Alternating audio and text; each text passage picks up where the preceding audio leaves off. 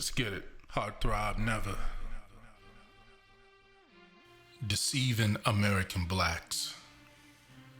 Is this a real thing? Or is it just a concept? What do I mean by deceiving American blacks? Other ethnic groups that are phenotypically black, meaning Africans, Jamaicans, Haitians, Dominicans, Afro-Latinos, etc. These are ethnic groups, but they're not American black. They're a different ethnic group and they don't identify as American black. So with American blacks and the other phenotypically black ethnic groups, there is a lineage, cultural, and ancestral difference. American black refers to individuals who have always been in America and the Americas. Thus, they can't be described or defined as immigrants. And this presents a myriad of problems. And one reason this is an issue is because other black ethnic groups, they benefited in whatever way they benefited by automatically being lumped in with American blacks upon arriving into the United States from their home countries. So this means that if they, as an immigrant demographic, commit crimes in American black communities and other communities, these crimes are counted as crimes solely committed by American blacks, not the immigrant ethnicities that actually committed them. So that in itself is problematic because it unfairly and unjustly places blame on an ethnic group that is not responsible for that crime or for the crimes. This is problematic. And it's problematic because it's inaccurate representation when it comes down to government statistics and local statistics and things like that. Another reason this is an issue is that typically we as American blacks, for the longest, we always viewed anybody with skin color like ours as just being black like us. We didn't know that other black ethnic groups saw us different or saw us differently and many times viewed us as being less than them. So you could have American blacks and other ethnically black people in the same communities being romantically involved with each other, but the American black person would never know that their partner was of another ethnic group because American blacks just viewed everybody as the same. They didn't know. We didn't know. But the person from the other ethnic group, they was well aware, and they made sure to never say nothing about it in a lot of cases. They weren't in the hoods and in our communities, for, where I'm from and, like that. They weren't divulging and making it known that they were of another ethnic group and that they didn't identify as American black. And this is dangerous for American blacks because especially if the person from the other ethnic group has negative predisposition against American blacks as a whole.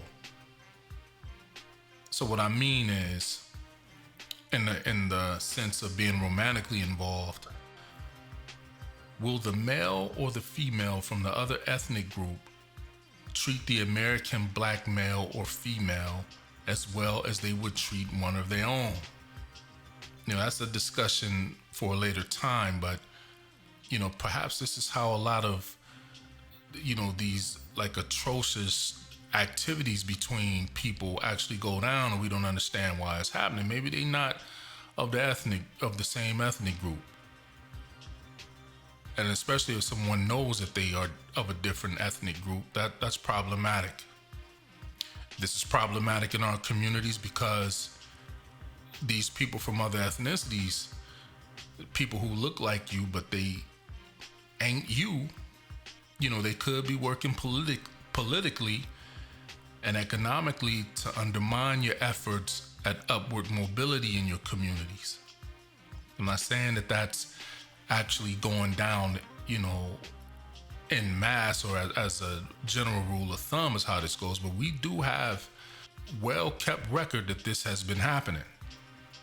And what I mean is the other ethnic groups, phenotypically black ethnic groups, they looking out for their own ethnic demographic success. They're making sure they have their success through legislation rather than black people as a whole, because they don't identify with American blacks. They don't have the same historical experience as American blacks have had in the United States.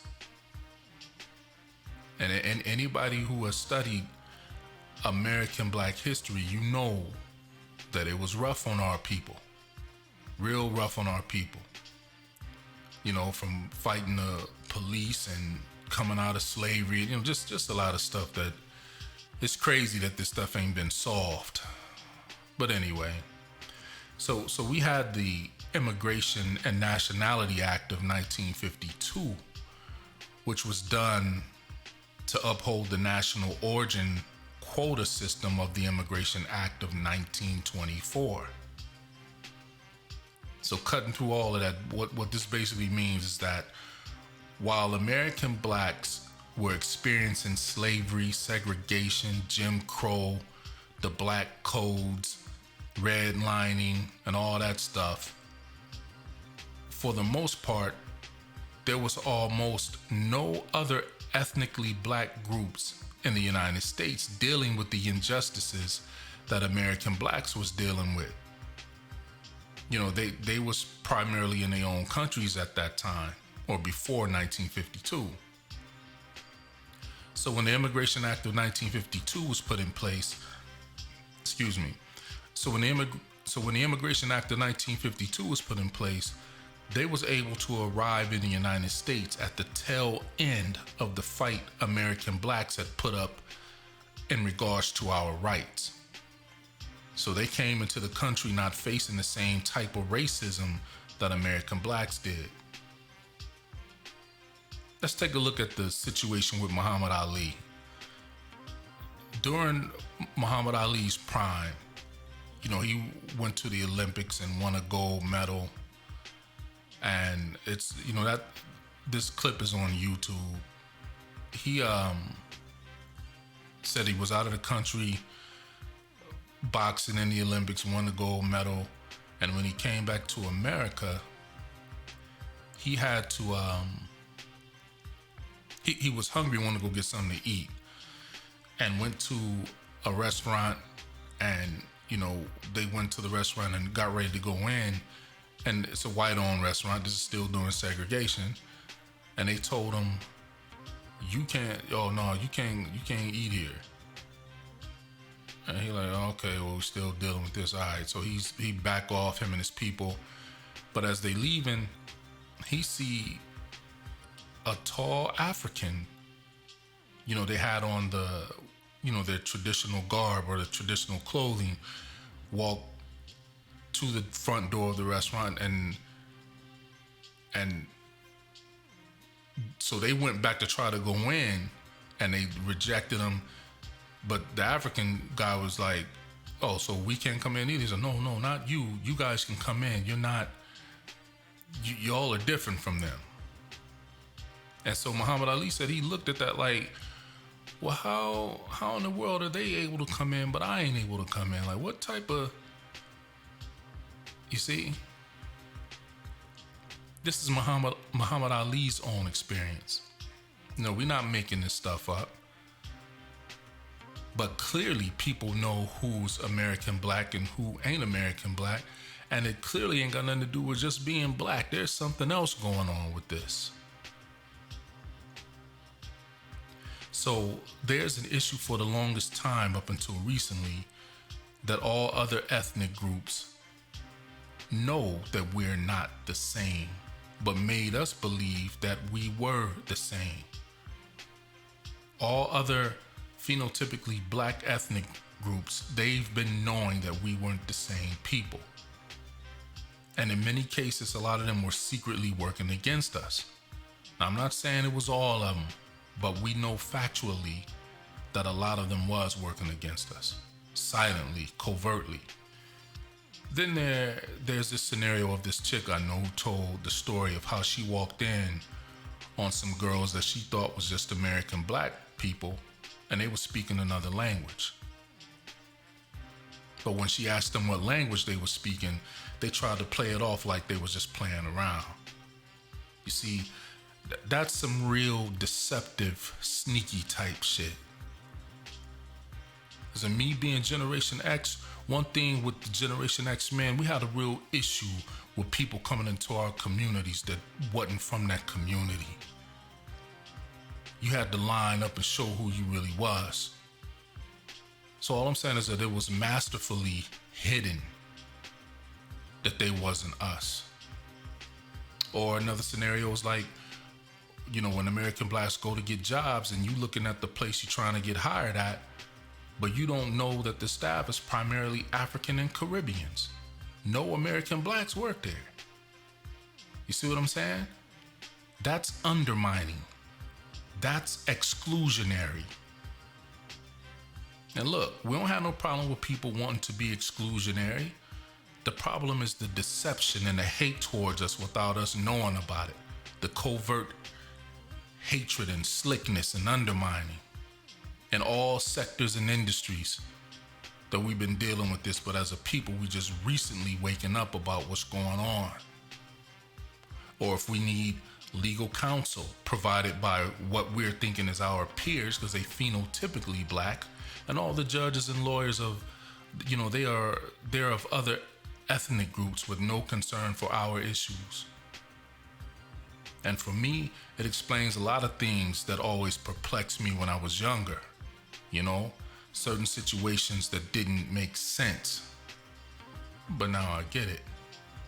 Then you look at how they put all these other ethnically black peoples in our movies and made us think they was American blacks, and they wasn't. We looking at these movies thinking that these people is us, and they not.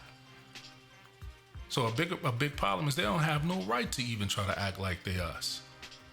You can't identify with what we've been through.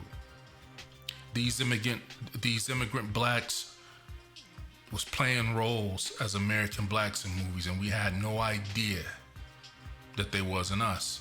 And the bigger question is, why were they playing roles as us? Why not play roles as people from your own country?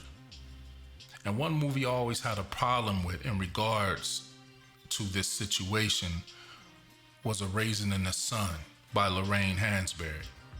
It was actually a play that went to Broadway in 1959, a few years after the Immigration Act, but was later made into a movie. But in the movie, one of the characters, not a main character, he was a boyfriend to one of the main characters' sister, Benitha. He was a Nigerian named Joseph Asagi, and he was dating Benitha at the college. But anyway, she, gets involved with the guy. Their family is financially struggling. Benitha's family is. You have to watch the movie. I don't want to go into it like that.